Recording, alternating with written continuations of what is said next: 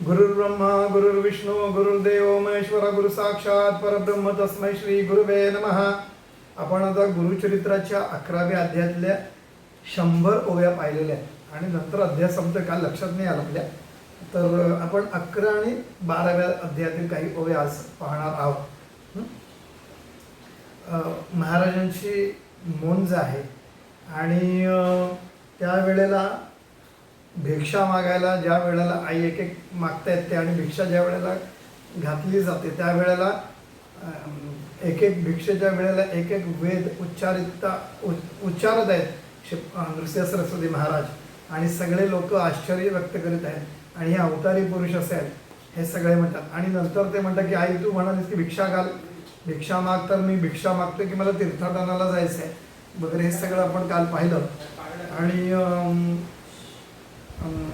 नंतर त्यावेळेला आई त्यांना सांगते की लहानपणापासूनच तुम्ही एवढे वैराग्य असणं वगैरे हे काय कसं काय धर्म असे धर्म कोण असे हर्ष धर्मशास्त्रादी शास्त्र ख्याती सरस आश्रमचारी आचरावे. धर्मशास्त्रामध्ये उल्लेख केल्याप्रमाणे चारी आश्रमाचा आचरण करायला पाहिजे. ब्रह्मचार्य आश्रम 12 वर्ष, तदनंतर गृहस्थाश्रम, नंतर गृहस्थाश्रमामध्ये पुण्यकर्म करून शेवटी संन्यासाश्रम तुम्ही स्वीकारा असं ते म्हणतायत वगैरे. ब्रह्मचार्य मार्गनिका आता ते म्हणतात की मुख्य आश्रम असे गृहस्थ, सर्वात मुख्य आश्रम गृहस्थ आहे कारण त्या गृहस्थ आश्रमातून आपल्याला काय पुण्य जोडता येतं आणि आपल्याला संसारात राहून आपण आध्यात्मिक क्रिया कर्म करू शकतो. त्याचबरोबर हे आध्यात्मिक झालं तरी लौकिक जीवनामध्ये लौकिक सुखसुद्धा उपभोगता येतात, वंश वाढतो. ह्या सगळ्या गोष्टी तर दोन्ही बाजूने पाहिल्या तर गृहस्थाश्रम हा श्रेष्ठ आहे. आणि आचरता होय अतिसमर्थ, संन्यास घ्यावा मुख्यार्थ धर्मशास्त्र येणेपरी.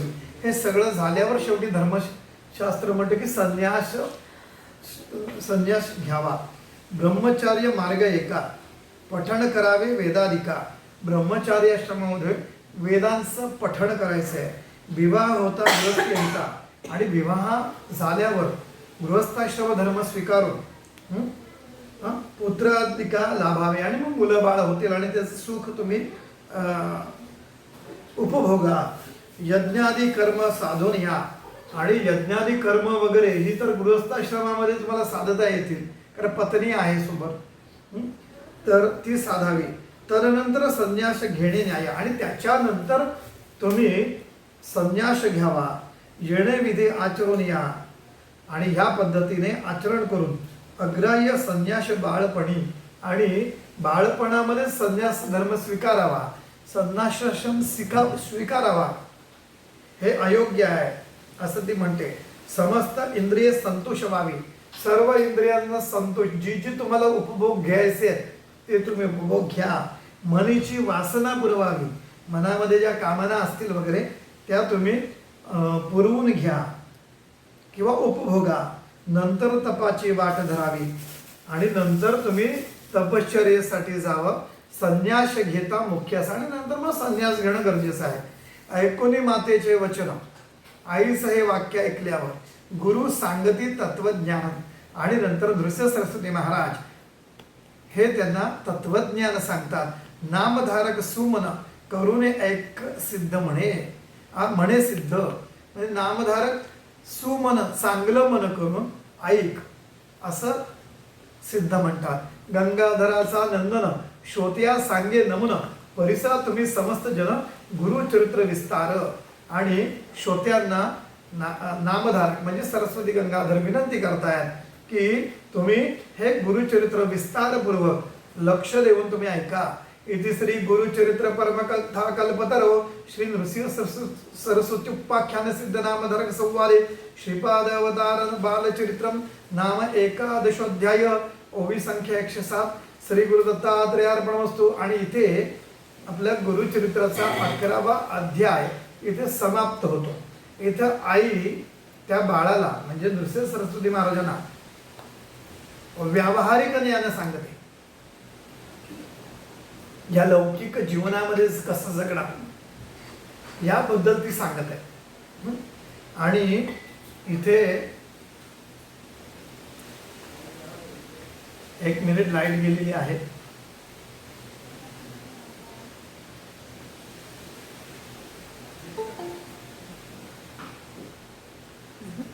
आणि ह्याला जे उत्तर आहे ना ते पुढच्या अध्यायात 12व्या अध्यायामध्ये आहे.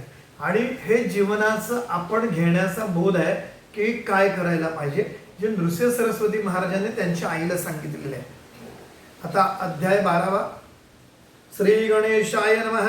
श्री गुरु म्हणती मातेसी, आम्हा ऐसा निरोपदेसी, अनित्य शरीर तू जाणसी, काय भरवसा जीवित्वाचा. ते म्हणतात आईला की आता तू आम्हाला निरोप दे, म्हणजे आता आम्ही जातोय. अनित्य शरीर तू जाणसी, अरे शरीराचा देहाचा काय भरवसा आहे का. तर तू सांगते की हे आधी गृहस्थाश्रम हे कर, काय स्वीकार सगळी इंद्रिय उपभोग, आणि नंतर जीवनाच्या शेवटी संन्यास घे म्हणजे असं म्हणाले. तर हे कसं काय शक्य आहे, जीवाचा काय भरवसा आहे का. काय भरवसा जीवत्वाचा, अनित्याने शरीराने विभवो नैन शाश्वत नैव शाश्वत, नित्यम सन्निहितो मृत्यू कर्तव्यो धर्मसंग्रह.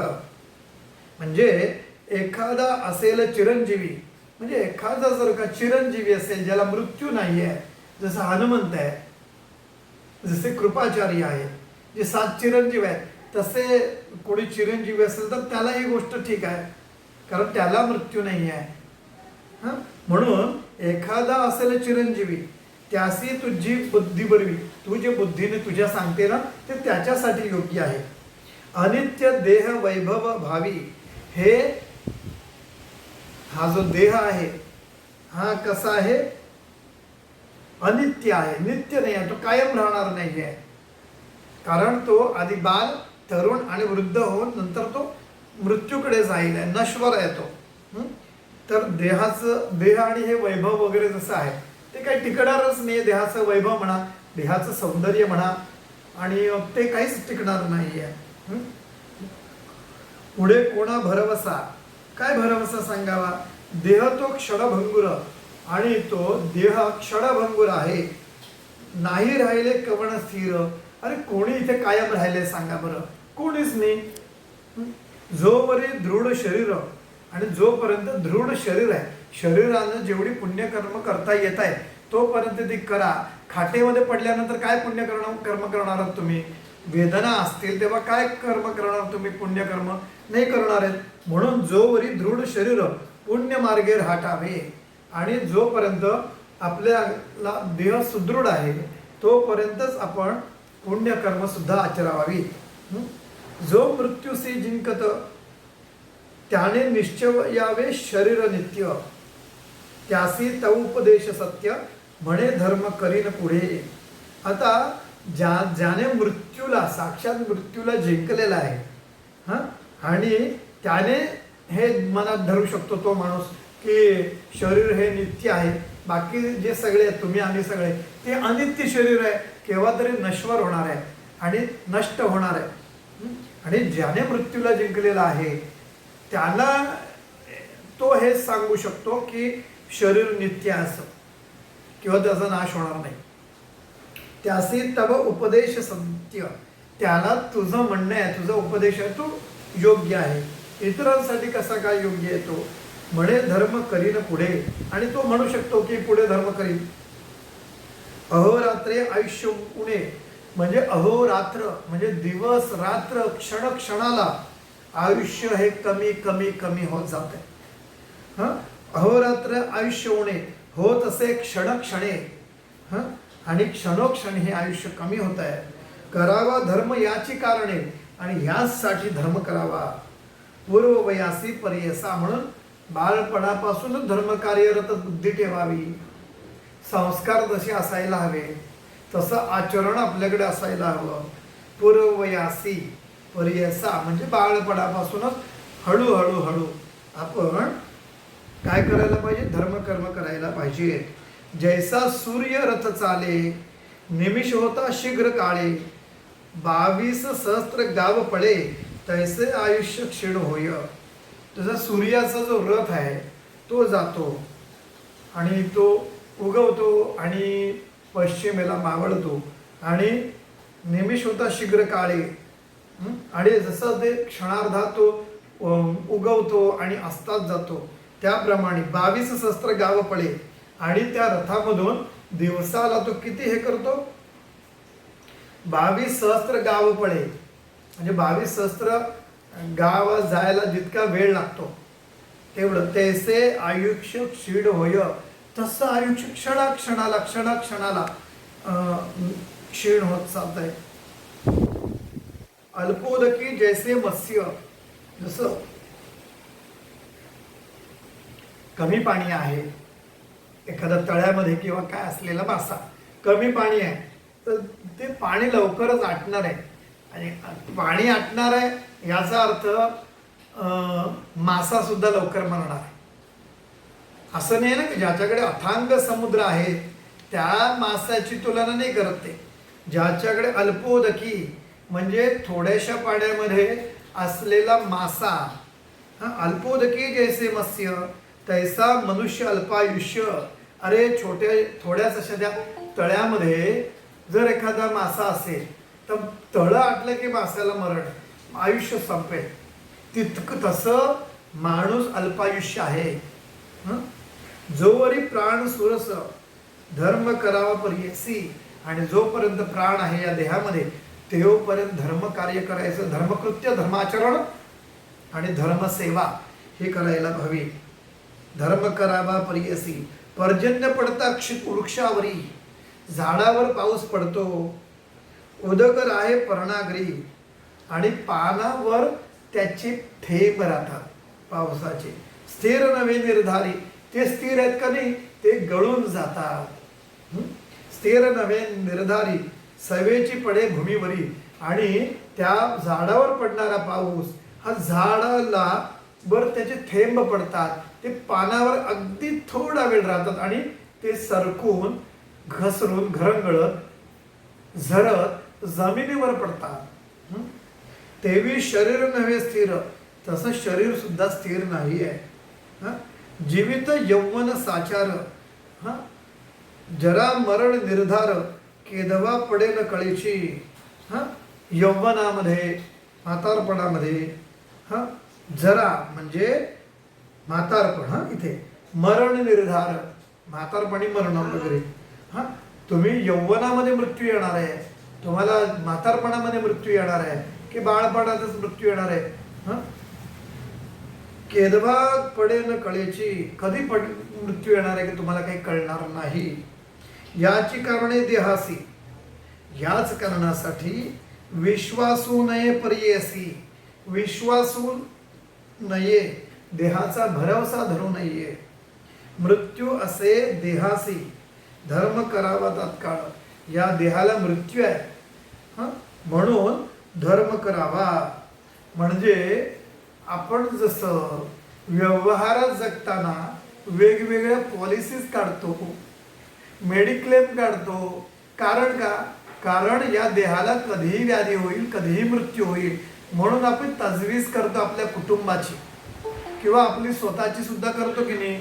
मग तसंच ती बुद्धी जर तुम्ही व्यवहारात वाटतं की अरे कधी मी आजारी पडेल आणि मग मला जेव्हा लागेल तेव्हा पैसा हवा आहे किंवा मदत मिळेल, आर्थिक आपल्याला ती पॉलिसी उपयोगी पडेल, तेव्हा आपण जसं बुद्धीने निर्णय घेतो त्यावेळेला आपल्याला धर्मकार्य करताना किंवा आध्यात्मिक सेवा उपासना सर्व करताना ही बुद्धी ठेवायला पाहिजे की जसं मला कधी माझं जीवाचं काही झालं तर माझ्या मुलाबाळांना, माझ्या बायकोला किंवा माझ्या कुटुंबियांना त्रास होणार नाही, यासाठी जशी पॉलिसीची तरतूद करतो की नाही, त्याचप्रमाणे किंवा मला काही झालं, माझ्या कुटुंबाला काही झालं तर त्याला मेडिक्लेम त्यासाठी काढतो की नाही. तर कारण इथं हेच आहे की देहाचा भरवसा नाही आपल्या, हे जर आपल्याला कळतं आणि हा निर्णय जर आपण व्यवहारात घेऊ शकतो, तर आपण अध्यात्मामध्ये का निर्णय घेऊ शकत नाही असा की अनित्य आणि शरीराने आपलं शरीर हे अनित्य आहे, तर मग आपण नित्य नाही आहे, कधी काही होऊ शकतं. म्हणून आपण रोज एखादं कार्य तर धर्मकार्य करतो का, एखादं कोणाला तरी प्रामाणिकपणे मदत करतो का, निरपेक्ष भावनेने मदत करतो का. कधीतरी आम्ही म्हणतो की चला आज एखादी सिरियल कमी पाहतो आणि मी नामस्मरण करत बसतोय का. कधीतरी मी असं म्हणतो की ठीक आहे म्हणे, आता एवढा वेळ आयुष्यातला मी ध्यानासाठी देतोय, असं आपण काही करतो का. आपण म्हणतो की आम्हाला वेळ नाही आणि बाकीची सगळी मित्रमंडळी पार्ट्या बिर्ट्या सगळ्यांना वेळ मिळतो, पण परमेश्वराशी ला वेळ देऊ शकत नाही. आपण असं कधी ठरवतो का की सकाळी एक गुरुचरित्राचा अध्याय वाचेल आणि त्याच्यानंतरच मी माझ्या कामाला लागेल, असं आपण करतच नाही. आम्ही व्यवहारामध्ये जर का अशी बुद्धी वापरतो पॉलिसी संबंधी की आम्हाला एखादा विमा असायला पाहिजे, कारण शरीराचं काही सांगता येत नाही आपल्या लिहाचं, आपलं काय होईल हे आपण सांगू शकत नाही. म्हणून जर ती तजवीज आपण करून ठेवतो, तर अशीच तजवीज आपण धर्मकार्यासाठी करून ठेवत नाही. तर त्यामुळे हे आपण ते आईला सांगत आहे, पण आईला सांगताना ते सगळ्यांसाठी सांगताय. केदवा न पडे केळेची ज्याची करणे देहासी, विश्वासो नये परियसी. देहाचा भरवसा धरू नये. एक ती म्हण होती, नाही देहाचा भरवसा उधार माल द्यावा कैसा. असं म्हण की म्हणजे एक वाणी आहे आणि तो नेहमी म्हणत उधार भाऊ उद्या पैसे देतो हा, तर तो म्हणाल की उद्याचं काय कोणी पाहिलंय, नाही देहाचा भरवसा उधार माल द्यावा कैसा, असे आहे ना. तर तेव्हा आमची बुद्धी असते की आमचं शरीर काही किंवा आम्ही जिवंत राहणार नाही फार काळ, कधीही काहीही होऊ शकतं, हे करतो की नाही आपण. मग तसंच अध्यात्मामध्ये सुद्धा हीच बुद्धी आपल्याला लावायला पाहिजे की आपलं काही होऊ शकतो. जे दिवस दिलेले आहेत परमेश्वराने आपल्यासाठी काही श्वास दिलेले आहेत, ते श्वास घेता घेता परमेश्वराचं कार्य आणि परमेश्वराचं चिंतन त्याची सेवा करणं हे आपलं कर्तव्य आहे. विश्वासुनय परियसी मृत्यू असे देहासी धर्म करावा तत्काळी. आणि या शरीराला जो जन्माला आलेला आहे त्याला मृत्यू निश्चित आहे, पण तो कधी आहे हे कोणी सांगू शकत नाही.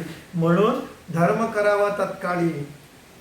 पिकले पान वृक्षा जैसे, झाडावर पान आहे हिरवं, कधीतरी पिकेल आणि गळून पडेल. पिकले पान वृक्षा जैसे, लागले असे सूक्ष्म वंशे, आणि तो आता त्याचा परतीचा मार्ग चालू झाला.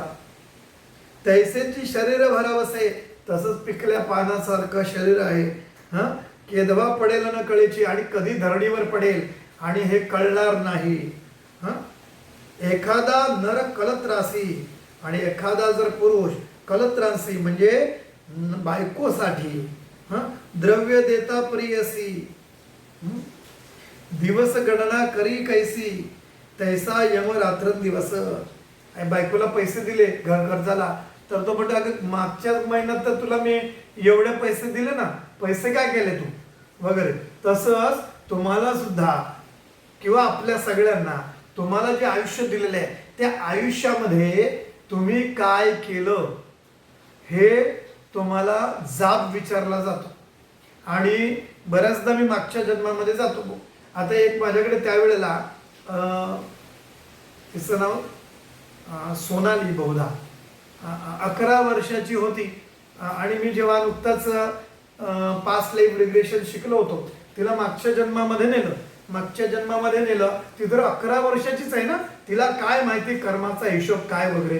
ती म्हणते की रांग आहे, त्या रांगेमध्ये म्हणे हे आहे, मी उभी आहे. म्हटलं कसली रांग आहे, तर म्हणाली ती रांग आहे. म्हटलं काय करतायत तिथे, कोण आहे, तर तिने सांगितलं कोणीतरी देव आहे तिथे. म्हटलं कोण आहे, तर म्हणे देव. म्हणे काय करतायत ते म्हणे कर्माचा हिशोब घेतात. अशा माझ्याकडे 2-3 केसेस आहेत की त्यांच्याकडे लाईन लागलेली आहे, सगळी गर्दी आहे, सगळ्या जीवांना एका वेळेला नेलं जातं.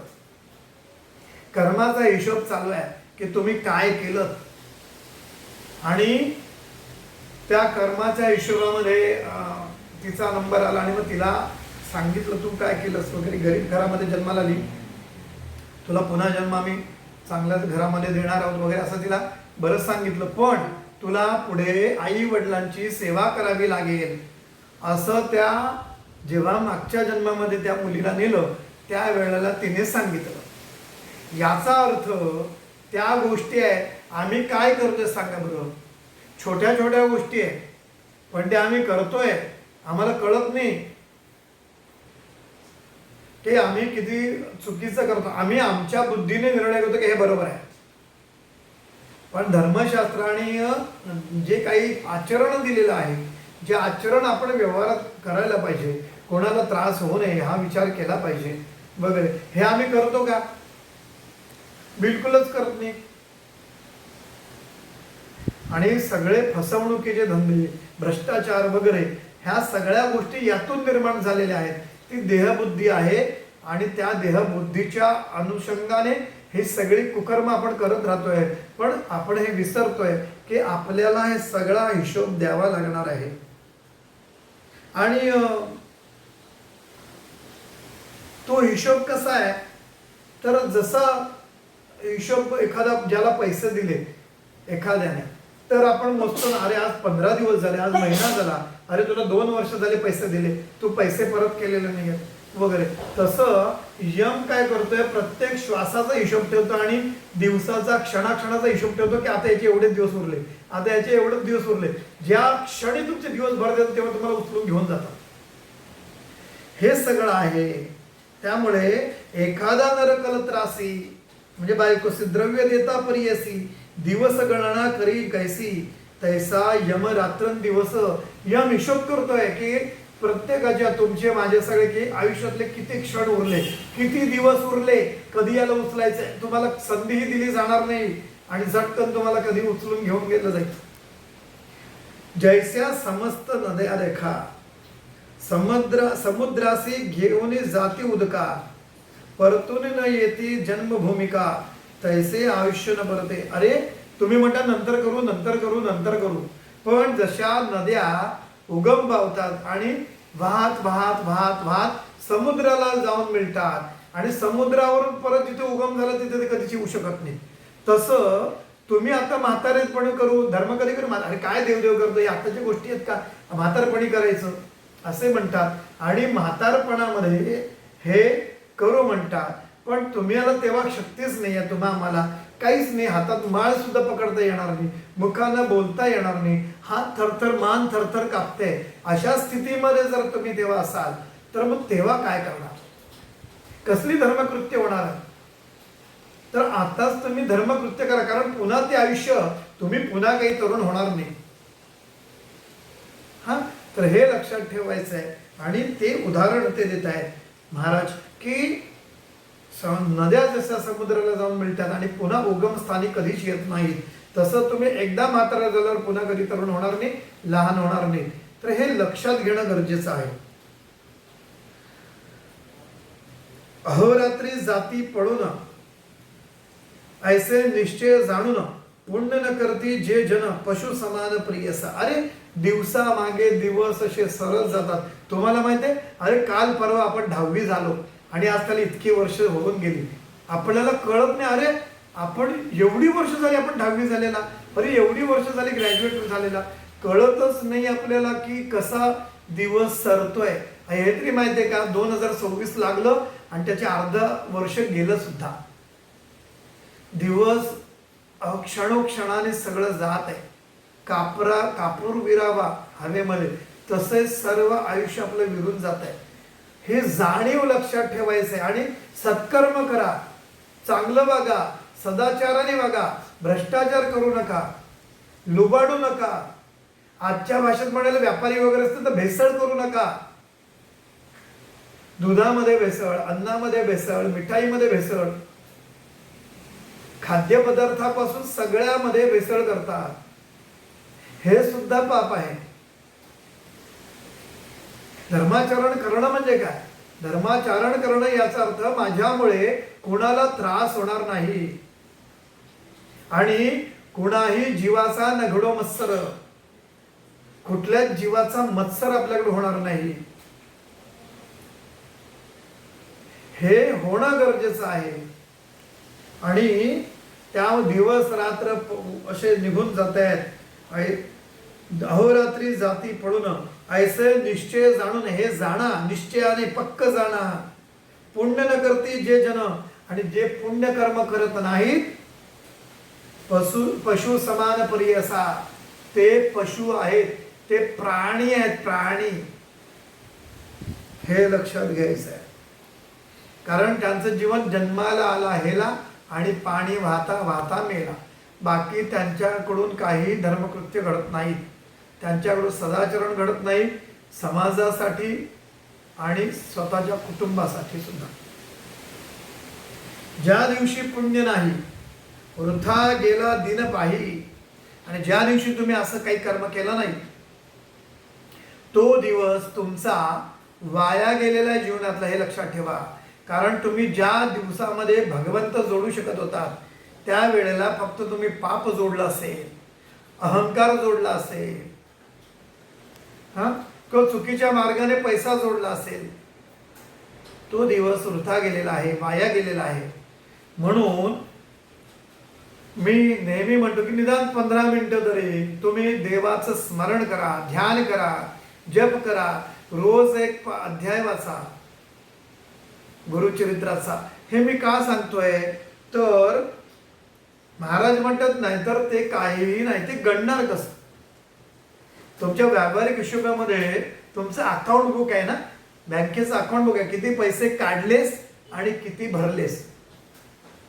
हे जसं आहे तसं तुमचा एक अकाउंट, कर्माचं अकाउंट बुक आहे की ज्याच्यामध्ये तू काय केलंस आणि कुठे चुकलास करायला आणि काही नाही केलंस, हे सर्व हिशोब, ते पण अकाउंट बुक आहे तुमचं, खाते वही येते. जसं दुकानवाला लिहून ठेवतो की अमुक अमुक सामान अमुक अमुक तारखेला याने माझ्याकडून नेलेलं आहे आणि त्याचे एवढे एवढे पैसे झाले, हा सगळा हिशोब हा लिहिला जातो. आणि ज्या दिवशी पुण्य नाही वृथा गेला दिन पाही, त्या यमा करुणा नाही. दिवस भरले की तुम्ही सांगू शकत नाहीत की मॅडम 5 मिनिटं अजून द्या, पेपरची वेळ संपली आहे तुमची, आणि मॅडमला रिक्वेस्ट करते, म्हणजे जो तिथे सुपरवायझर आहे त्यांना की सर 2 मिनिटं द्या, 2 मिनिट एवढं फक्त लिहू द्या, एवढं लिहू द्या. हे काहीही होत नाही. तुमचा क्षण आला की झटकन निघून जावं लागतं, काहीच विषय नाही. तुम्हाला एक्सक्यूज नाही, तुम्हाला आम्हाला, म्हणजे तुम्हाला म्हणजे मी पण त्याच्यामध्येच आलो. तर त्यामुळे रोजच्या रोज जगण्यासाठी जी मेहनत करता, जी धडपड करता, तशी व्यवहारामध्ये पैसे कमावण्यासाठी, कारण भविष्यामध्ये पैसा हवा म्हणून संचय करता, तसं पुण्यकर्माचा संचय करतो का आपण. दिवसाला एक तरी पुण्यकर्म करा. घरामध्ये 4 लोक असतील, 4 जणांकडून 4 पुण्यकर्म झाले पाहिजे, प्रत्येकाच्या अकाउंटवर एक पुण्यकर्म झालं पाहिजे असं ठरा. प्रत्येकाला सांगायचं चला दिवे लागले, लहान मुलगा आहे त्याला सांग बाळा 4 वेळा तरी महाराजांचं नाव घे, श्री स्वामी समर्थ बोल, श्री स्वामी समर्थ बोल, 4 वेळा तरी म्हणा, नको जास्त म्हणू. ध्रुव बाळ लहानच होता ना, आणि त्याला विष्णू प्रसन्न करून घेतलं त्यांनी. आणि बाळाची सेवा असते ना ती अगदी निष्पाप असते आणि देवापर्यंत लवकर पोचते. आपण हरामखोर असतो.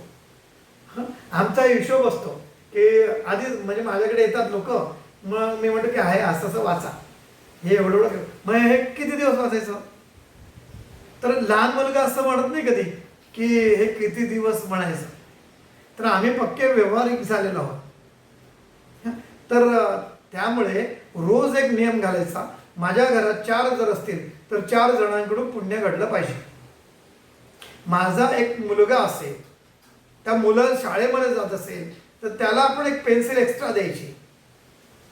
त्याला सांगायचं की बाळा तुझ्या वर्गामध्ये तुझा असा एखादा गरीब मित्र असेल ना ज्याला नाही पेन्सिल घेऊ शकत, त्याला ही पेन्सिल तू दे, ते कर्म तुझ्या पाठीशी आहे.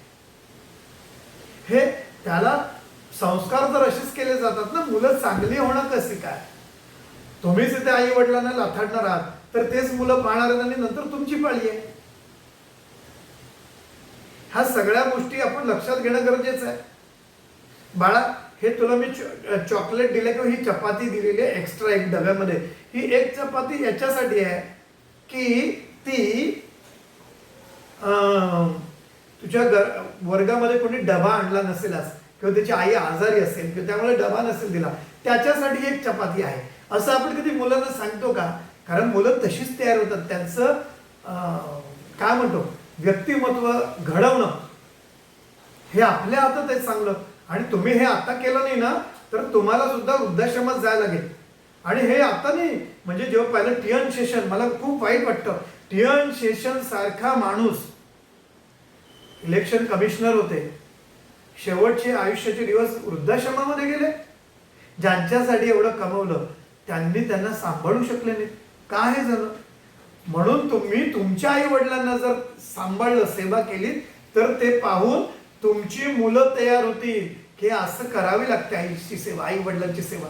तुम्ही त्यांना कार्टून लावायला सांगता, पहा कार्टून, पोरगं रडते लावा कार्टून, पण कधी त्याला भक्त पुंडलिकाची गोष्ट सांगा की त्यांनी आईची सेवा, आई वडिलांची सेवा केली तर पांडुरंग आले. हे बघा, खूप भयानक आहे. वृद्धाश्रमाची संख्या आपल्याकडे वाढते आणि या सगळ्या गोष्टी लक्षात घेणं फार गरजेचं आहे.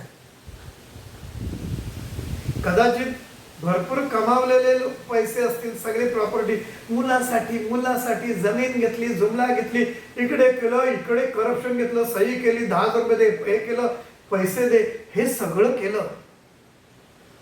तुम्ही काय सांगावं कधी कोणाची फसगत होईल? माझं कवितेतलं वाक्य आहे.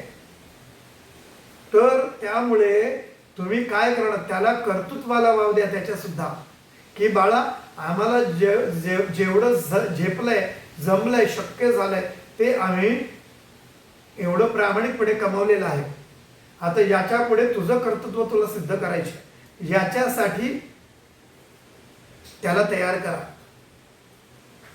हे फार महत्वाचं आहे आणि हे आपण करतच नाही. टॉफलर नावाचा एक समाजशास्त्रज्ञ होऊन गेला. त्या समाजशास्त्रज्ञाने द थर्ड वेव्ह नावाचं एक पुस्तक लिहिलेलं आहे. मला वाटतं त्याचा मी आधी उल्लेख केला असेल. तर तिसरी लाट आहे ती औद्योगिक क्रांतीची लाट आहे.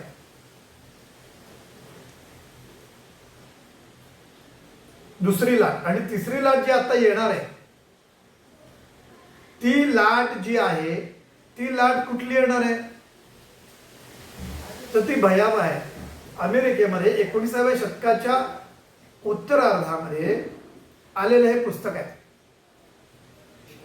तो म्हणतो की आमच्या ह्या काळामध्ये यूज अँड थ्रो ही संस्कृती निर्माण झाली.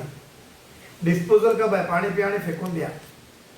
पूर्वी घासून ठेवायचे, आता प्या आणि फेकून द्या.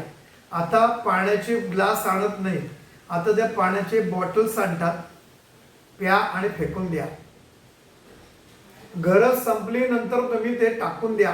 अवेरा हे इतकं झालं, मेंदूमध्ये बसलं की आम्ही बालपणात, तरुणपणात जोपर्यंत आई वडिलांची किंमत किंवा गरज आहे तोपर्यंत आम्ही आई वडिलांना आमचे आहेत, आम्ही सांभाळतो. ज्या दिवशी तुम्ही खाटेमध्ये पडाल किंवा म्हातारे झाल्यावर त्यांची गरज संपली, त्यावेळेला त्यांना वृद्धाश्रमामध्ये टाकून दिलं. आणि आमच्या काळामध्ये, टॉफलर असं म्हणतो, आमच्या काळामध्ये यामुळे वृद्धाश्रमाची संख्या वाढली. आणि आता हे जे पाप कर्म आमच्याकडून झालं, चुकीचं कर्म झालं, त्याला आता आम्ही बळी गेलेलो आहोत. कारण आता आम्ही म्हातारे झालेलो आहोत. कारण मुलं तेच शिकणार आहेत, ते तुमच्याकडून आणि समाजाकडून शिकणार आहेत. समाज असा निर्माण होण्यासाठी प्रयत्न केला पाहिजे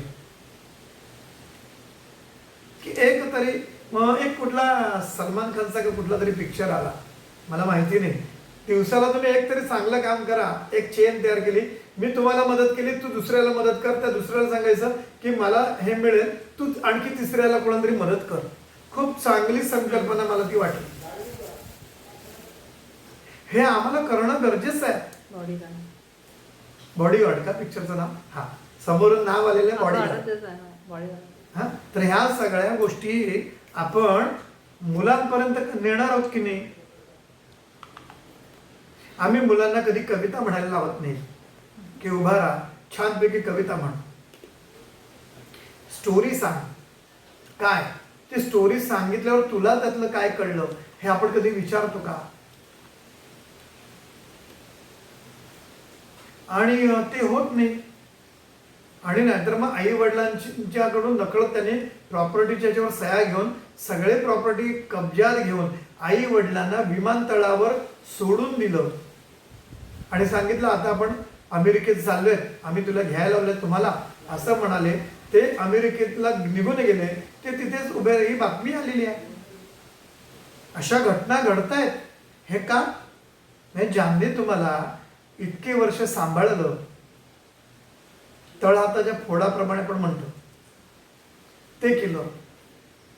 आणि शेवटी काय? शेवटी हातात काहीच नाही ना. कारण मुलांना आम्ही शिक्षण दिलं, मुलांना आम्ही पैसे दिले, एक भविष्याचा आधार म्हणून एखादी प्रॉपर्टी उभी करून ठेवली. पण जगण्यासाठी संस्कार हवे असतात, ते आम्ही द्यायला कमी पडलो. असं झालं नाही पाहिजे. आणि म्हणून हे सगळं लक्षात घ्यायचं. म्हणून ज्या दिवशी पुण्य नाही तो दिवस वाया गेला, हे आपण आपल्या प्रतिमर्यादित ठेवून, तो नियम घरातल्या कर्त्या पुरुषांना ठेवून बाकीच्यांनी सुद्धा अंमलात आणला पाहिजे. तेच मी म्हणालो, मुलीला एखादी शाळेत जाते, तिला सांगायचं हे खोड रबर तुला एक्स्ट्रा दिलाय, ज्याच्याकडे खोड रबर नाहीये असा गरीब मुलगा असेल, मुलगी असेल, त्याला तुम्ही दे. तुझ्या डब्यामध्ये जास्त आहे तर ते टाकून द्यायचं नाहीये. अशी माणसं आहेत की ज्यांना ते मिळत नाही. अन्नाची किंमत कर, तुला लागेल तेवढं खा, पण ह्याच्यातली एक पोळी तू दुसऱ्यासाठी द्यायला शिकली पाहिजेस. चार्लिन चॅप्लिन माहिती असेल आपल्याला. चार्लिन चॅप्लिनचं मला आज आठवलं. चार्लिन चॅप्लिनची मुलगी आहे, ती हॉलिवूडची अभिनेत्री झाली. तिचं नाव आहे जिरल्डाईन. त्या जिरल्डाईनला चार्लीने, म्हातारा होत आलेल्या चार्लीने पत्र लिहिलेलं आहे. त्या पत्रामध्ये तो असं म्हणतो की जेव्हा तू नृत्य करतेस त्या लखलखीत झगमगाटामध्ये, का लाइटिंग आहे ना, स्पॉटलाइट्स पासून सगळे आहेत, ते आहे. आणि ते सगळे तुझ्या आज मागे पुढे एवढं कर प्रसिद्ध आहेस तू, तर मागे पुढे चाहते तुझे आहेत वगैरे, त्याला होरळून जाऊ नकोस. त्या वेळेला तिथून निघताना, रात्रीच्या वेळेला, ज्या वेळेला तू एखादी टॅक्सी करशील, त्या टॅक्सीमध्ये बसल्यानंतर तिथे त्या टॅक्सी चालकाला, त्या ड्रायव्हरला तू जेवला आहेस का हे सांगायला विसरू नकोस. किंवा तो असं म्हणतो की त्याला विचार, तुझी बायको प्रेग्नंट आहे तर व्यवस्थित आहे का. आणि हे ते सांगतोय ना तो, म्हणजे एखादी पेनी त्याला जास्त देण्यासाठी कचकू नकोस, म्हणजे हे नको तर त्याला, तुला पेनी सुद्धा त्या गरज असेल त्याला, तो तुला एखादी पेनी त्याच्यासाठी देता आली पाहिजे. आणि तू तुझ्याकडे असलेल्या प्रतिभेने हुरळून जाऊ नकोस. कारण खरी प्रतिभा ही त्या झगमगाटात नाहीये, त्या गल्लीमध्ये, रस्त्याच्या बोळामध्ये, झोपडीमध्ये आणि त्या अगदी काय म्हणतात त्या वस्तीमध्ये, तिथे सुद्धा प्रतिभा संपन्न अशा व्यक्ती आहेत, पण त्यांना ते प्लॅटफॉर्म मिळालेला नसतो. या संदर्भामध्ये या आशयाचं एक पत्र आहे. मला कधीतरी आठवण करून द्या, मी अख्खं पत्र वाचून तुम्हाला दाखवेन. इतकं सुंदर ते पत्र आहे. ते तेच म्हणताय की धर्मकार्य करा म्हणजे तरी काय. धर्मकार्य करणं म्हणजे फक्त साईबाबांना सोन्याचं सिंहासन बसवून देणं, पत्र्याचं सिंहासन देणं, किंवा एवढे कोटी रुपये दान करणं. नाही, देवासाठी करा, हरकत नाही. पण दिलेलं दान जर का आज अयोध्येमध्ये जो काही प्रकार घडतोय तर मनाला यातना देणार आहे. त्यामुळे जर का हे धन रामनामासाठी आणि रामाच्या कार्यासाठी जर तुम्ही वापरलं, मला अयोध्येला काही लाख रुपये देण्यापेक्षा मी ते लाख रुपये एखाद्या गुरुकुलाला दिले, एखाद्या शाळेच्या संस्थेला दिले, किंवा ज्या शाळेमध्ये येणाऱ्या मुलांना मार्ग रस्ते नाही आहेत, आता पाऊस पडत आहे, तर तिथे मी माझ्या खर्चाने एखादा पूल बांधून दिला, माझ्या खर्चाने रस्ता करून दिला, मी माती भरून दिली, गळक्या शाळेला मी चांगली इमारत करून दिली, हे सुद्धा धर्मकृत्य आहे. हे लक्षात घेणं गरजेचं आहे. तुम्ही आम्ही आमच्या क्षेत्रामध्ये जिथे वावरतोय त्या क्षेत्रामध्ये मी प्रामाणिकपणे वागेल, हे सुद्धा धर्मकार्य, धर्माचरण, सदाचरण आहे. म्हणजे तुकाराम मुंडे ज्या पदावर जातो त्या पदाला न्याय देतो असं आपण म्हणतो. म्हणजे काय करतोय, त्याच्या अधिकारामध्ये ज्या क्षेत्र येतात ती अधिकाराचे क्षेत्र तो प्रामाणिकपणे हाताळतो आणि तिथे त्या क्षेत्रामध्ये प्रामाणिकपणे कार्य करतोय. मी जर उत्तम शिक्षक असेल तर मी प्रामाणिकपणे अभ्यास करून मुलांना अपडेट राहण्यासाठी आणि पूर्ण ज्ञान माझ्याकडे व्यवस्थित शेवटच्या मुलापर्यंत कसं जाईल हे पाहणं, हे शिक्षकाचं धर्मकार्य आहे. मी जर उद्योगपती आहे तर मी टॅक्स न चुकवणं हे माझं धर्मकार्य आहे. म्हणजे आपण जीवनाच्या ज्या ज्या क्षेत्रामध्ये, जर मी दुकानदार आहे तर चांगल्या प्रतीचा माल विकेल आणि त्याच्यामध्ये मोजण्यामध्ये पाप करणार नाही, हे माझं धर्मकार्य असेल. आणि म्हणून गरुड पुराणामध्ये जर तुम्ही पाहिलं तर गरुड पुराणामध्ये हे सगळे उल्लेख येतात. खोटी साक्ष दिली तर काय होणार आहे, गरुड पुराणात पाप दिलेली आहे. तुम्ही जर का कमी मोजलं तर काय होणार आहे, गाईचा गोठा आहे, अरे त्याचं दूध काढून घेतात, त्या दुधावर तुम्ही जगता, पण तिथे अंधार ठेवलेला आहे आणि तिथे जर मच्छर आणि मासे येत असतील आणि त्याची सोय काय की चांगली केली नसेल तर तेही पाप सांगितलंय. इतकं कशाला, तुम्ही गवताला आग लावली, गवत जाळून टाकलं. हल्ली सगळी आग लावून सगळे डोंगर पिटून दिली जातात, तर ते कुणातरी प्राण्याचं अन्न आहे, ते अन्न तुम्ही नष्ट करता. तुम्हाला कोणी अधिकार दिला ते अन्न नष्ट करायचा? विष्णू गरुडाला सांगतं की हे पाप आहे, त्यांचं अन्न आहे ते. जसं तुझ्या अन्नाची तुझी सोय आहे ना केलेली परमेश्वराने, तशी त्यांच्या अन्नाची पण सोय परमेश्वराने केलेली आहे. तुम्हाला काही अधिकार नाही आहे जाळून टाकण्याचा. ह्या सगळ्या गोष्टी आहेत. म्हणजे जीवनाच्या कुठल्याही क्षेत्रामध्ये आपण वावरत असताना तिथे प्रामाणिकपणे आपलं कार्य करणं हे सुद्धा धर्मकृत्य आहे, तो आपला स्वधर्म आहे. हे लक्षात घेणं गरजेचं आहे. आणि म्हणून जे पुण्य करत नाहीत ते पशु समान आहेत. ज्या दिवशी पुण्य नाही, वृथा गेला दिन पाही, त्या यमा करुणा नाही, करावे पुण्य तत्काळी. त्या यमाला काही करुणा नाही. तू केलंय, शिक्षेला भोग शिक्षा, असं सगळं आहे. पुत्र दारा धन गोधन म्हणजे मुलं, पत्नी म्हणजे बायको, धन आणि तुझे गोठ्यातली गुरं, नंतर आयुष्य, गृह येणे गुण, जे जन मानती निश्चय म्हणून, ते पशु समान प्रियसी. म्हणजे माझा मुलगा, माझी बायको, माझं धन, माझी गाई गुरं, प्रॉपर्टी, म्हणजे आता त्याच्या गाड्या घोड्या सगळ्या आल्या काळा चौघात. हे सगळं करणं आहे बस, याच्या शिवाय त्यांचं जीवन नाही.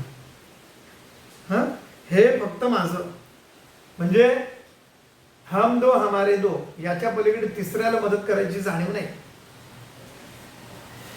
असे जे आहेत ते पशु समान आहेत.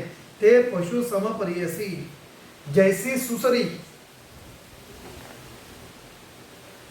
मनुष्यासी, भक्षित होय परियसी, तैसे या शरीरासी वार्धक्य बक्षी परियसा. अरे देहाचं काय घेऊन बसलास, काय उन्मत्त होतात बघा. आणि असे आमच्या नजरेत आहेत की तरुणपणामध्ये इतका उन्मत्तपणा केला, इतका अहंकार, आणि म्हातारा आल्यावर काहीच नाही, अगदी याचक झाला, काहीच नाही, सगळं गेलं. सगळा अहंकार पण गेला, सगळे उठवत सुद्धा नाही, आणि खाटेमध्ये सगळं करायची पाळी आहे. आणि असताना अंगात रग असल्यावर दादागिरी करत फिरणं, गुंडगिरी करत फिरणं, हे सगळं लक्षात घ्यायचं आहे. की जशी मगरी, जशी सुसरी, जर का पाण्यामध्ये असताना माणसाला जर पकडलं तिने, तर ती ज्या पद्धतीने त्याला ओढून नेते ना आणि खाऊन टाकते, तैसे या शरीरासी, तसं या शरीराला वार्धक्य बक्षीस परियसा, तसं म्हातारपण खाऊन टाकतं. आता दादागिरी करू नका. हे सगळं आहे या कारण. नाहीतर काय होतं माहितीये का, माझ्यासारखं कोणीच नाही, ही सगळी प्रवृत्ती आहे. म्हणून मनाच्या श्लोकामध्ये की रावणाचं काय झालं हे उदाहरण दिलंय. सगळं राज्य सुद्धा तसं निघून गेलं. तर ह्या सगळ्या गोष्टी लक्षात घेणं गरजेचं आहे. हा फार मोठा बोध आहे गुरुचरित्राचा. त्यामुळे वार्धक्य सुसरीसारखं तुम्हाला तुमचं शरीर खातं, म्हातारा झाला, दमा लागतो, डोळ्याने दिसत नाही, हात कापायला लागतात, चालवत नाही, गुडघे किरकिर करतात, कुरकुर करतात. ह्या सगळ्या गोष्टी लक्षात घेणं गरजेचं आहे. या कारणे तरुणपणी, आणि याच्यासाठीच तरुणपणी करावे पुण्य विद्वज्जनी. जे ज्ञानी लोक आहेत ना, त्यांनी लक्षात घ्या की त्यांनी तरुणपणापासूनच पुण्याकडे त्याचा कल लागला पाहिजे, असला पाहिजे. आम्हा का वर्जिसी जननी, काय बुद्धी बरवी असे. अगं आम्हाला का तू असा अडवतेस मला, अशी बुद्धी तुझी योग्य नाही. जो यमाचा असेल इष्ट, त्याने करावा हट्ट. अगं जो यमाचं इष्ट आहे, यम ज्याच्याशी चांगलं नाते, यमाशी ज्याचं चांगलं जुळत आहे, त्याने हट्ट केलं ठीक आहे. अमरत्व असे जो स्पष्ट, ज्याला अमरत्व आहे ना, त्याने सांगायचं म्हातारपणात करा किंवा हे करा, संन्यासाश्रम नंतर घ्या, त्याने पुढे धर्म करा, असं म्हणू शकतात. असं तू कसं काय म्हणू शकतेस, आता नाही म्हणता येणार. संसार म्हणजे स्वप्नापरी, स्वप्नासारखं आहे तो. तर तुमचं काहीच नाही आहे, माझं भ्रमाचं ओझं. काल परवा कोणाची तरी जमीन होती, समजा शिवाजी महाराजांच्या काळामध्ये ज्या जमिनी होत्या त्या मालकीचे, ते मालक आज राहिलेत का, त्यांचे वारस सुद्धा कुठे गेले, आणि ते जमिनी कोणाकोणाच्या ताब्यात गेल्या, आज ते आपल्यापर्यंत आलेले आहेत. तेव्हा त्या कोणाच्याही असतील. स्वप्नासारखं आहे ते, शाश्वत अशी प्रॉपर्टी सुख राहत नाही.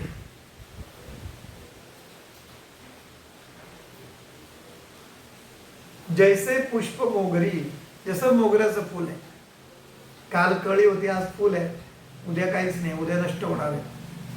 सवेची होय शुष्क वारी, तयापरी देह जाणार. आणि त्याप्रमाणेच देह नश्वर आहे हे जाणार. जैसे विजू असे लवत, कडकडाट होतो आणि वीज चमकते पावसामध्ये, तर ती झटकन प्रकारे त्याने अदृश्य होऊन जाते. सवेची होय गुप्त, ती अगदी गुप्त होऊन जाते. त्याची परी देह होत, स्थिर नव्हे परी असा. तसा देह सुद्धा स्थिर नाही आहे, हे लक्षात घे. ऐसा नाना परी देखा, बोधिता झाला जननी जनका, असं त्यांनी आई वडिलांना सांगितलं. विस्मय वाटे सभा लोका, जी लोक जमली होती ना मुंजेसाठी, त्यांना त्यांना आश्चर्य वाटलं. बाळक केवी ज्ञान सांगे, अरे किती विद्वान, जीवनाचं रहस्य सांगितलं, जीवनातलं तत्वज्ञान सांगितलं.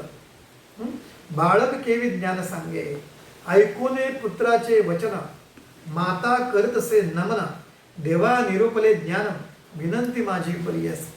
आता ती देवा असं त्या मुलाला म्हणते, की आता माझा मुलगा नाही म्हणून ती देव म्हणते. त्वा निरूपले ऐसे ऐकोनी पुत्राचे वचन, माता करीत असे नमन. आई त्यावेळेला मुलगा म्हणून नाही करत, तर तो अवतारी पुरुष आणि त्याचं ज्ञान, त्या ज्ञानाकडे ते झुकलेली आहे. आणि ती देवा असं म्हणलं, देवा निरूपले ज्ञान, विनंती माझी परियसी, माझी विनंती आहे का. त्वा निरूपले आम्हासी, पुत्र चौघे होतील कुशी. मला 4 पुत्र होतील असं तू म्हणालास, विश्वास नव्हे का मानसी, मला हा अजून विश्वास बसत नाही. कुळदैवता पुत्र राया, तू आमचं कुळदैवत आहेस.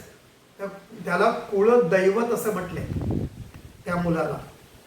जोवरी होय एक सूत, त्वा राहावे समीप होत. जोपर्यंत एक मुलगा होत नाही ना, तोपर्यंत जवळ राहा.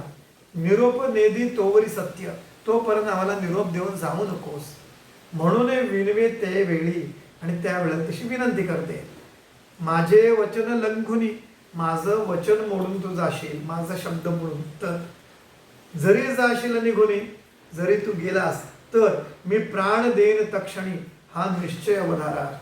म्हणे बाळा, तू जर का हा माझं वचन, माझा शब्द मोडून जर तू गेलास तर मी तत्काळ प्राण देईन, मी आत्महत्या करेन, असं ते म्हणते. पुत्र नव्हे तो आम्हासे, अरे तू मुलगा नाही, केवळ मुलगा नाही आमच्यासाठी, आमचा कुळदैवत होसी. म्हणजे कुळाला शक्ती देणारा, तंत्रशास्त्रामध्ये कुलस्वामिनी किंवा कुलदैवत हे काय, कुळाला शक्ती देणारा दैवत आहे. तर तू आम्हाला कुळाला शक्ती देणारास, कुळावर कृपा करणारास, कुळाला जपणारा आणि कुळाचे हेतू साध्य करणार आहेस.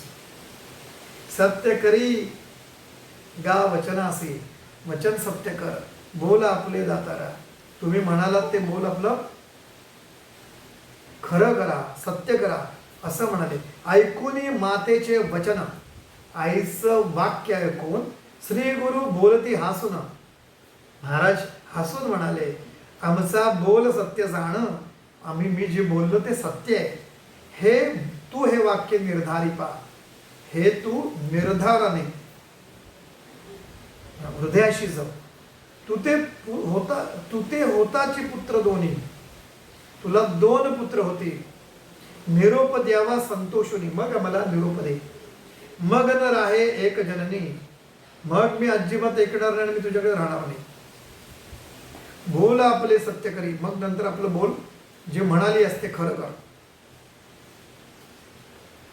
एक संवत्सर एक तब घरी, म्हणजे 1 वर्षापर्यंत, 1 संवत्सर म्हणजे 1 वर्ष. राहीन माते निर्धारी, मी घरी राहील. वासना पूर्वीन यावरी, मग माझा आज्ञा देणे, तुझ्या इच्छेप्रमाणे तुझी इच्छा मी पूर्ण करणार. 1 वर्ष मी तुझ्या घरी राहून त्याच्यानंतर मला तू आज्ञा द्यायची, परवानगी द्यायची. ऐसे बोलून निगुती, आणि असं बोलून निश्चयाने राहिले श्री गुरु अतिप्रीती. आणि मग त्यांनी निर्णय संन्यास घेण्याचा थोडा लांबणीवर नेला, आणि महाराज राहिले. राहीन माथे निर्धारी, वासना पूर्वीने याची परी मज मज आज्ञा देणे. ऐसे बोलून निगुती, राहिले श्री गुरु अतिप्रीती. वेदाभ्यासे ख्याती केली शिष्य वर्गासी. आणि महाराज हे घरी राहिले, पण वेदाभ्यास इतका, कारण भिक्षा देताच 4 वेद म्हणू लागल्यामुळे, आणि अनेक शिष्य त्यांना मिळाले, आणि त्या शिष्यांमध्ये ते ख्याती प्रसिद्ध झाले. नगर लोक विस्मय करते. नगर लोकात जे नगरीचे जन आहेत नगरातले ते आश्चर्य करतात. नवल झाले ऐसे बोलती.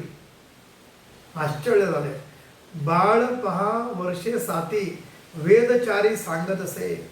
आणि अगदी 7 वर्षाचं बाळ आहे ते 4ही वेद सांगतात. विद्वज्जन विद्यार्थी 3 वेळा पढो येती. सकळ शास्त्री जे म्हणती तेही येती शिकवया. आणि जे विद्वान आहेत ऑलरेडी आधीपासून ते सुद्धा शिकण्यासाठी येतात. आणि जे सकळ शास्त्रामध्ये निष्णात आहेत सगळ्याच तेही शिकायला येतात. येणे परी त्या घरी राहिले श्री गुरु प्रीती करी. माता झाली गौरवदरी महा आनंद करीत असे. आणि ह्या अशाप्रमाणे श्री गुरु अगदी प्रेमाने त्या घरी राहिले असताना नंतर त्यांची माता ही गरोदर राहिली आणि ती आनंद व्यक्त करते. नित्य पूजिती पुत्रासी. आणि ते महाराजांची पूजा करायचे मुलगा असून सुद्धा देव मानुनी मानसी. साक्षात देव मानून त्यांची पूजा करत होते. निधान लादले एखादी असी काय सांगू संतोष त्यांचा. आणि असं निधान असा जो मुलगा झाला तर किती संतोष असेल हे आहे ना. तर हा सगळा म्हणजे मुलाचं कर्तृत्व इतकं आहे ना की आई वडिलांना संतोष आहे. त्यामुळे प्रत्येक मुलाचं हे कर्तव्य राहिलं पाहिजे की आम्ही दुनियेसाठी असू. नंतर मग काय होतं की सगळ्यांसाठी मुलं वेळ देतात पण म्हातारपणामध्ये आई वडिलांना भेटायला सुद्धा त्यांना वेळ नसतो. ह्या सगळ्या गोष्टी आहेत. तर ह्या सगळ्या गोष्टी आणि असा मुलगा लाभला आहे की जो साक्षात देव आहे. आणि त्यामुळे त्याचा अभिमान हा त्यांना आहे. नवमास होताची त्वरित माता झाली प्रसूत पुत्र झाले युग्म ख्यात अति सुंदर परियसा. आणि नंतर 9 महिने झाल्यानंतर त्यांना पुत्र युग्म जे आहेत ना पुत्र झाले युग्म ख्यात म्हणजे जुळे झाले. जुळे बाळा जन्माला आले. पुत्र झाले उल्हास थोर मात्या पित्यांना संतोष फार. आणि छानपैकी मुलं गुटगुटीत झाली आणि आई वडिलांना संतोष झाला समाधान वाटलं. आशीर्वचन निर्धार असत्य नव्हे देवाचे. आणि साक्षात परमेश्वर दत्त महाराजांचे ते आशीर्वाद आहेत ते खोट वचन आहे ते शब्द कसे खोटे होतील. या कारणे गुरुवचन सत्य माना हो जन जैसे असेल अंतकरण तैसे होईल प्रियसा. आणि ह्याचसाठी मी तुम्हाला सांगतोय की गुरुवचन सत्य माना. आणि जसे तुमचं अंतकरण असेल तशी तुम्हाला प्रचिती येणार आहे त्याची. तैसेच होईल जाणार परियसा.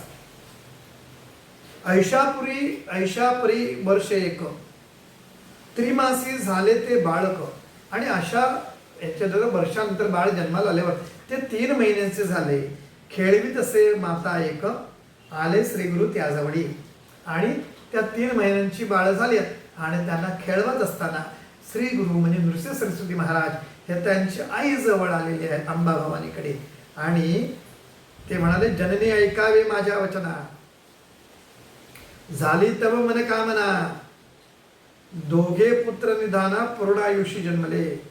आई म्हणे बघ आता तू माझा आहे.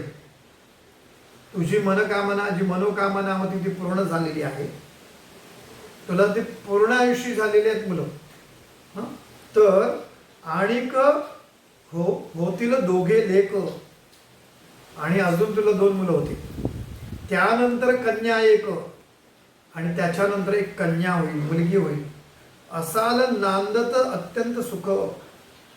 आणि अत्यंत सुखामध्ये तुम्ही नांदतील असं आईला तू सांगतो. वासना पुरेल तुमची जाणा. तुमची जी इच्छा आहे ती पूर्ण होणार आहे. आता आम्हा ते निरोप द्यावे. आई आता आम्हाला निरोप दे. जातो आम्ही स्वभावे. आता इथे स्वभावे शब्द आहे कारण मुळात ते ब्रह्मचारी आहेत, वैराग्य आहे. दत्त महाराज हे अवधूत आहेत, संन्यासी अवतार आहे. त्यामुळे ते स्वभावतःच वैराग्य ज्यांच्याकडे आहे बालपणापासूनच. त्यामुळे आम्ही आता स्वभावतः नॅचरली जातोय. आता मी थांबत नाही, आम्ही निघतोय. संतोष रूपी असावे म्हणून निरोप देती, आणि तुम्ही सुखाने समाधानी राहा आणि म्हणून असं म्हणून निरोप देतात. संतोषिनी माता पिता, आणि संतोषोनी म्हणजे समाधान पाहून आई वडिलांनी चरणावरी ठेवती माथा, आणि त्यांच्या चरणावर त्यांच्या पायावर डोकं ठेवलं. स्वामी आमची कुलदेवता, तुम्हीच माझी आमची कुलदैवत आहात, असं आई वडील म्हणाले. अशक्य आम्ही बोलाया, आम्ही काय बोलू, तुम्ही आमचं कुलदैवत आहात. न कळे आम्हा स्वरूप ज्ञान, आम्हाला स्वरूप तुझं कसं कळणार, कारण अनंत रूपी नारायण असा शब्द आधीही गेलेला आहे. तो 39 आपल्या 43 वाद्यात परत येणार आहे. तर न कळे आम्हा स्वरूप ज्ञान, काय ओळखावे पूर्ण. अरे तुमचा ठाव कसा लागेल स्वरूपाचा, नाही होणार आहे. अर्जुनाला 11व्या अध्यायामध्येच विश्वरूप दर्शन दाखवलं की बघ मी कोण आहे. इथंच त्रिविक्रम भारतींना त्यांनी विश्वरूप दर्शन महाराजांनी दाखवले, बघ तुझं स्वरूप. त्यामुळे इथं तो शब्द आहे की तुझं स्वरूप कसं ओळखणार, कारण मुळामध्ये सर्व रूप त्याची आहे, सर्व नावं त्याची आहे. तुम्ही कुठल्याही रूप मनासमोर आणा आणि ते परमेश्वर रूपाने भजा, तुम्हाला अनुभूती येऊच लागते.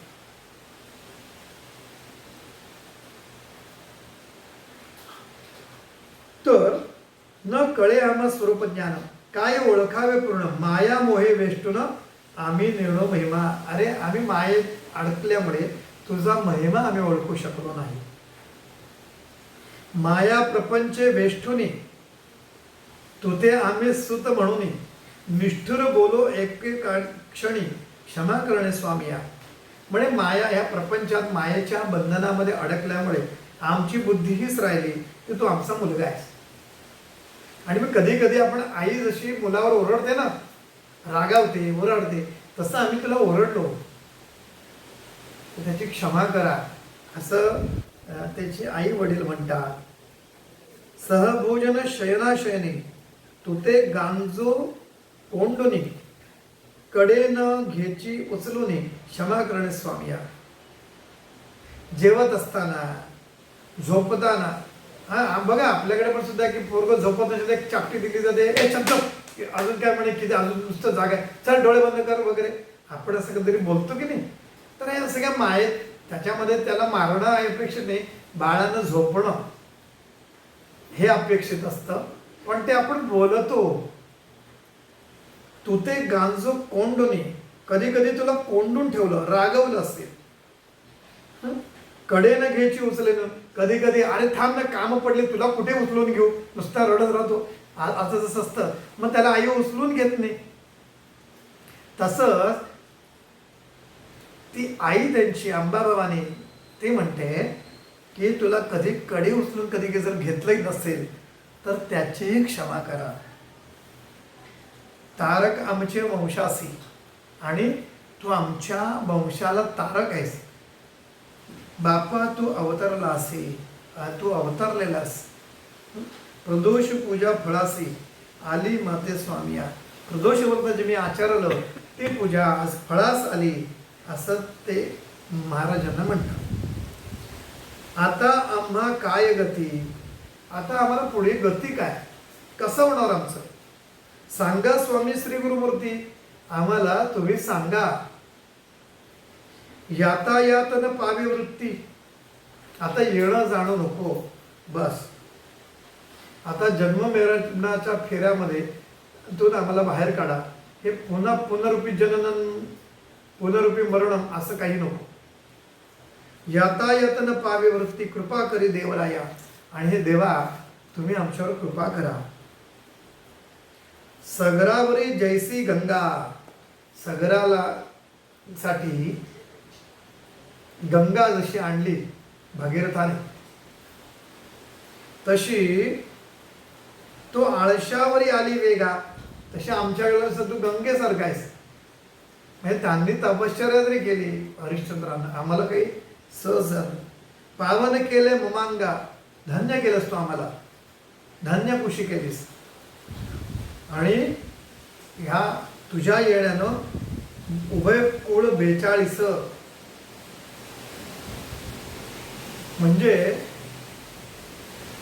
आईच्या कुळातले 21 आणि वडिलांच्या कुळातील 21, असे 21 आणि 21 म्हणजे 42 कुळं उद्धरली असं ते म्हणतायत.